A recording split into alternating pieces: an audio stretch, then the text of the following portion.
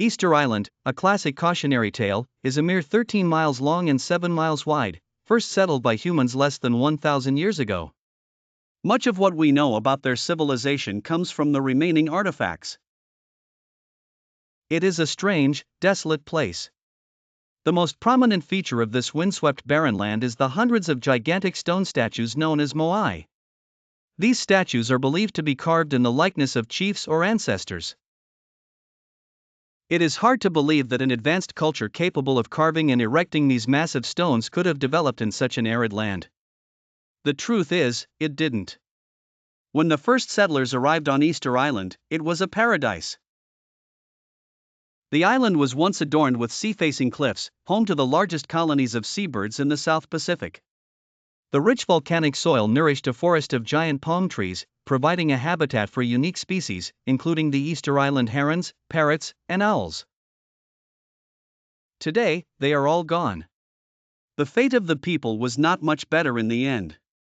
The rise and fall of the Rapa Nui people on Easter Island has now become legendary. One quarry on the island once employed most of the workforce, with thousands of people laboring to carve and raise larger Moai statues than those made by their neighbors.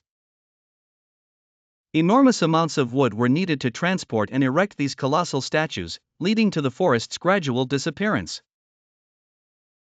Eventually, there was no wood left to build boats. Bereft of fishing boats, they were deprived of their primary food source and means of escape.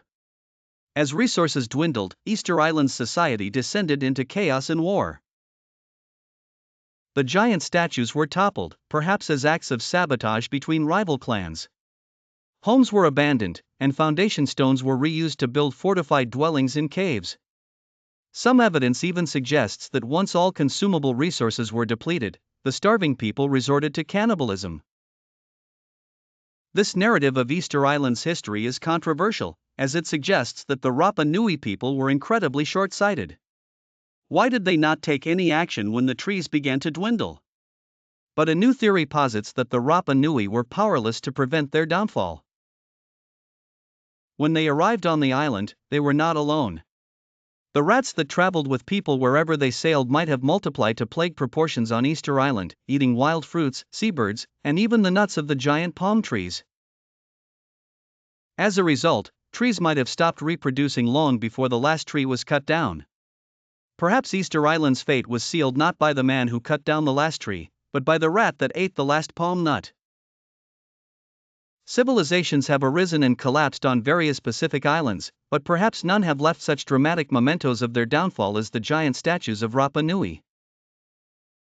Now, these statues have been re-erected, symbolizing the fragile nature of life on an isolated island. A few Rapa Nui statues have survived, welcoming visitors from around the world to the island. Trees have been replanted, but it is too late to restore the unique biodiversity that once flourished here. Dear reader, there is a precious lesson in this story, and I hope you have the foresight to grasp it. Cheers!